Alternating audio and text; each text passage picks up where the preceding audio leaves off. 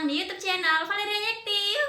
Halo adik-adik, di video ini Kak Valeria akan menemani kalian untuk mengerjakan beberapa soal tes intelijensi umum. Nah, sekarang kita langsung masuk ke nomor 1. Suatu selokan mempunyai penampang berbentuk trapesium dengan panjang sisi-sisi sejajarnya 2,5 meter dan 1 meter dan panjang selokan 10 km. Berapakah volume air maksimum yang dapat ditampung oleh selokan jika tinggi selokan 0,5 meter?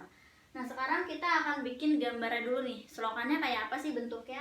Ini kan dibilang penampangnya bentuknya trapesium, ya. Jadi kayak gini.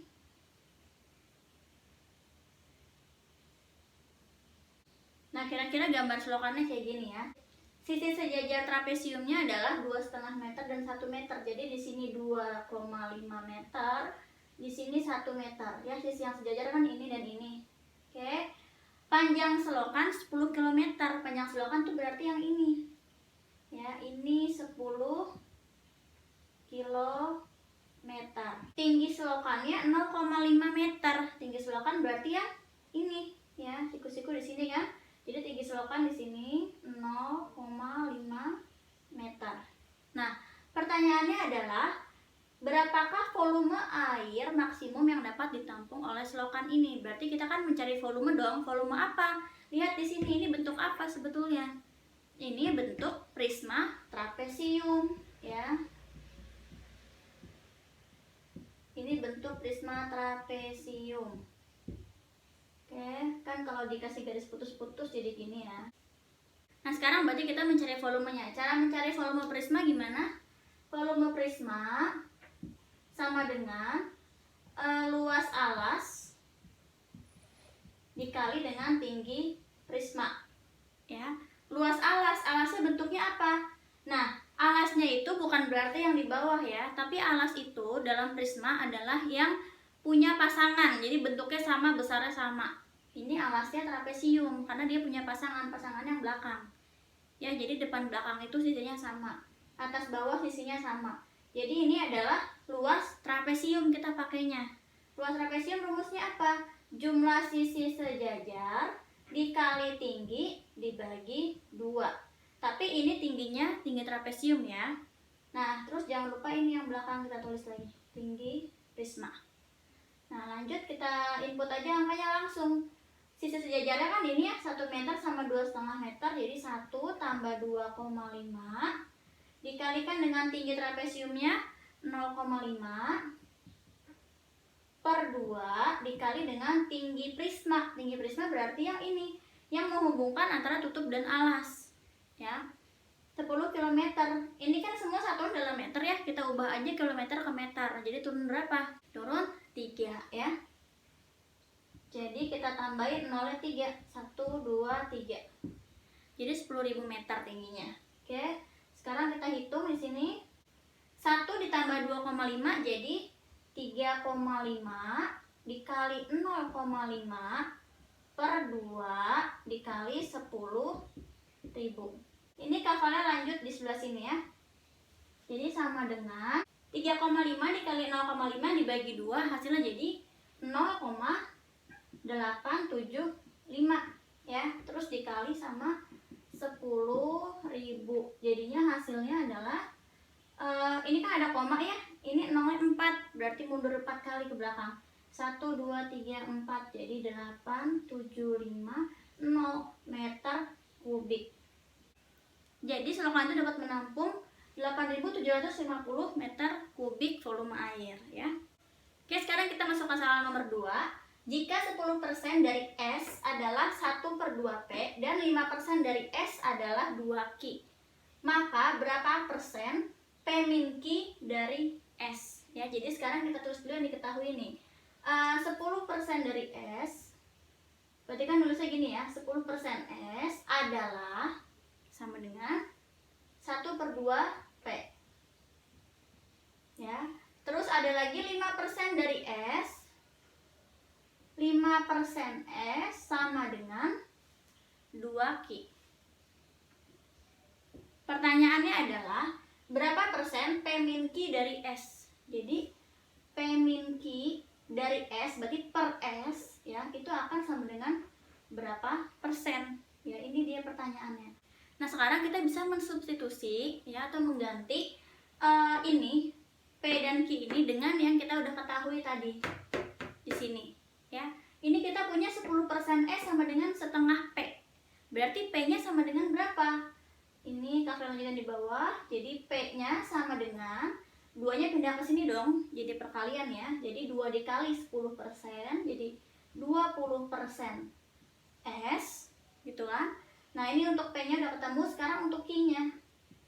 Ini 2 Q. Berarti ketika 2 pindah ke sini akan jadi bagi. Ya, di sini dikali, dia pindah ke sini jadi bagi 5/2% jadinya di sini. 5/2% S. Nah, sekarang tinggal kita substitusi ini dua persamaan ini ke dalam yang ditanya. Jadi P min Q per S sama dengan P-nya berapa? 20% S kan? 20% S min Q-nya 5/2% S per S. Nah, kenapa ini kita harus ganti P-nya sama Q-nya? Supaya variabelnya sama semua ya. Jadi nanti kita bisa hilangin variabel S-nya. Kalau misalnya nggak kita ganti P sama Q-nya, kita nggak akan menemukan jawabannya ya. Nah, lanjut sekarang 20% S dikurangi ini jadi 2,5 aja ya. 5/2 kan sama dengan 2,5. Jadi 20 dikurangi 2,5 jadi 17,5% S ya, karena ini sama-sama S jadi bisa langsung dikurang per S.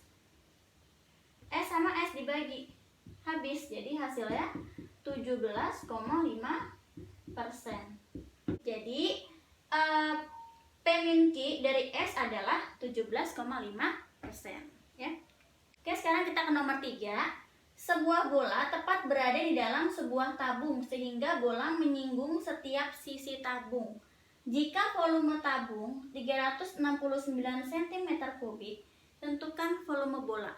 Jadi ada bola di dalam sebuah tabung ya. Kalau digambar kayak gini nih jadinya. Gambarannya kira-kira seperti ini, bola di dalam tabung. Di sini Kak Vale gambar ulang ya. Jadi ada bola di dalam suatu tabung. Volume tabungnya itu sama dengan 369 cm3. Ketika kamu lihat soal ya, diketahui itu bola di dalam sebuah tabung dan semua sisi bolanya itu menyinggung tabungnya, bisa langsung pakai perbandingan aja. Jadi volume bola dibandingkan dengan volume tabung itu akan menjadi 2/3 ya. Kalau mau nulis ke samping jadi gini, ke bawah jadi gini.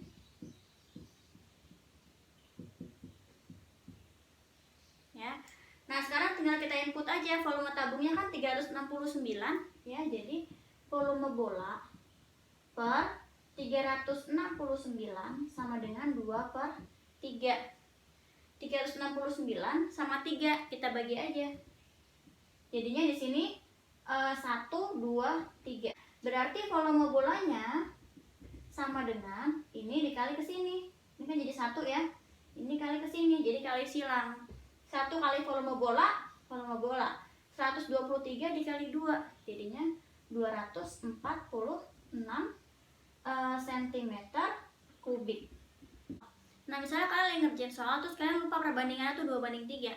Kalian bisa cari aja itu perbandingannya gimana. Jadi caranya gini. Ini kan bola. Kalau dari ujung sini ke ujung sini kan diameter. Ya, atau sama aja dengan 2R. Ya kan, 2 kali jari-jari. 2R. Ya enggak? Nah, ini kan tinggi tabung. Tinggi tabung sama dengan apa? Sama dengan diameternya bola. Ya kan? Berarti sama dengan 2R juga. Jadi, kalau ditulis jadi gini. Volume bola per volume tabung sama dengan, volume bola rumusnya apa? 4/3 Pi R pangkat 3 per volume tabung Pi R kuadrat T. Kan gini ya. Ini lagi, tulis lagi 4/3 Pi R pangkat 3 per Pi R kuadrat. Nah, T-nya si tabung, tingginya tabung itu kan sama dengan 2R ya. Jadi ini T-nya kita ganti jadi 2 2R.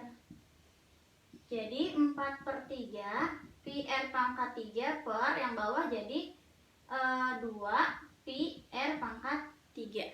Ya, ini kan dikali. Jadi 2 Pi R pangkat 3. Kita lihat atas sama bawah mana yang bisa dibagi? Pi R pangkat 3, Pi R pangkat 3. Sisanya tinggal 4/3 per 2. Nah, ini kan kalau diubah jadi gini nih. 4/3 dikali 1/2. Ya kan, 2-nya pindah ke samping. Ya, jadi sama aja dikali setengah. Ini kita bagi. Jadi ini 2, ini 3. Jadi sama aja. Volume bolanya per volume tabung sama dengan 2/3. Ya, makanya kenapa bisa perbandingannya di sini Kak Vale bilang 2/3. Dari sini asal muasalnya. Gitu. Oke. Oke, sekarang kita lanjut ke soal nomor 4. Sebuah bejana berbentuk silinder berisi air 1/3-nya. Jika ditambahkan air 3 liter lagi, bejana tersebut jadi berisi setengahnya. Berapa literkah kapasitas bejana itu? Jadi kita tahu gini. Pertama, volume yang pertama ya, sebuah bejana berbentuk silinder berisi air 1/3-nya. 1/3 dari seluruhnya, dari volume yang bisa ditampung oleh bejana. Ya, jadi 1/3 dari volume bejana. Ya, volume total bejana. Jika ditambah air 3 liter lagi, nah dari sini nih, volume yang tadi, volume yang satu itu, kalau ditambah dengan 3 liter, maka bejana tersebut jadi berisi setengahnya. Jadi akan berisi setengah dari volume total bejana. Ya, nah pertanyaannya kan berapa literkah kapasitas bejana itu, jadi kita nyari si V-nya nih. V-nya yang kita cari, volumenya. Nah, sekarang kita mensubstitusi aja. Jadi, di sini kan kita udah punya V1 itu sama dengan 1/3 V, ya. V1 di sini kita ganti aja di ini. Jadi 1/3 V, ya, ditambah 3 liter sama dengan setengah V. Yang ada V-nya, ya, ini ada variabelnya, kita satukan. Jadi 3 liter biar di sini aja. 3 liter sama dengan setengah V. Ini pindah ruas jadi min kan? 1/3 V. Ini kita samain penyebut jadi per 6 ya. Ini kan jadi dikali 3, berarti atas juga kita kalikan 3, jadi 3 V dikurangi ini kali 2 supaya jadi 6, atas juga kali 2 jadi 2 V. Jadinya 3 liter sama dengan 3 V dikurangi 2 V 1 V ya. Atau langsung tulis V juga boleh. Per 6.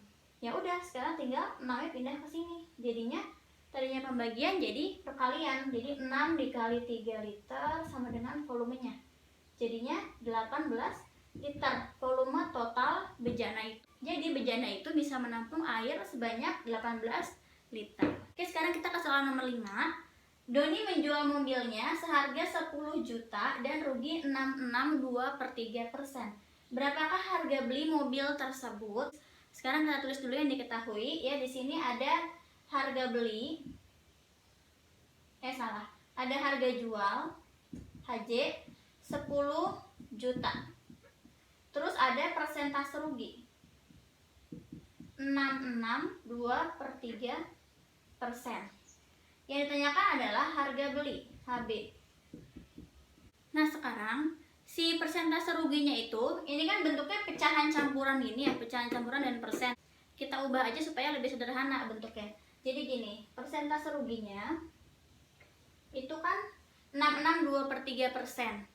Atau kita bikin jadi pecahan biasa, jadi berapa? 66 dikali 3 jadinya 198. Ya, 198 ditambah 2 jadinya 200. Jadi 200 per 3 ya. Pecahan campuran jadi pecahan biasa. Jangan lupa ada persennya. Jadinya 200 per 3. Ini kan persen. Kalau persen kan artinya sama aja per 100. Ya kan? Jadi dikali 1/100. Jadi ini persen tuh jadi gini. 1/100. Atau jadi sama dengan 200 per 300. Kan gini ya. Ini nolnya kita bagi aja, jadi 2/3. Berarti ruginya itu 2/3. Oke, sekarang kita udah tahu nih ruginya itu adalah 2/3 bagian. Ya. Nah, harga beli itu selalu dianggap berapa persen? 100%. Tapi karena di sini ruginya kita udah nggak ada persen lagi, cuma pecahan kayak gini doang, berarti ruginya kita anggap jadi 1. Ya, jadi 100/100, jadi 1. Jadi harga beli itu atau modal dianggapnya 1. Nah, kalau harga belinya 1, terus dia mau jual, ruginya 2/3, jadinya harga jualnya berapa bagian? Jadi kita cari di sini. Harga jual sama dengan harga beli dikurangi rugi. Ya, kalau rugi kan gini. Jadinya harga belinya kan tadi dianggapnya 1 full ya. Jadi 1 per ruginya 2/3. Jadi sama dengan 1 kan jadi 3/3. Ya, sama kan penyebut 3/3 kurangnya 2/3 jadi 1/3. Berarti harga jualnya itu adalah 1/3 bagian. Oke. Nah, yang tanyakan di sini kan adalah harga beli. Ya udah, kita pakai cara perbandingan aja.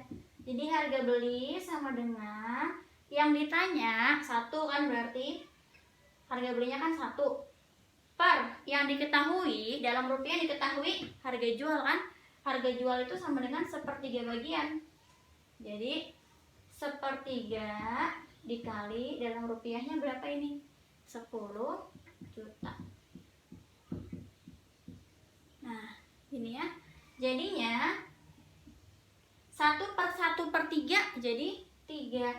3 dikali 10 juta jadinya 30 juta. Oke, jadi Doni membeli mobil tersebut. Jadi harga modalnya dia itu adalah 30 juta. Ya, kemudian karena dia jual 10 juta, maka Doni mengalami kerugian 66,2/3%. Tuh, oke. Oke, Dede, segini dulu video dari Kak Vale. Terima kasih banyak karena sudah nonton video ini dan semoga bermanfaat. Dadah.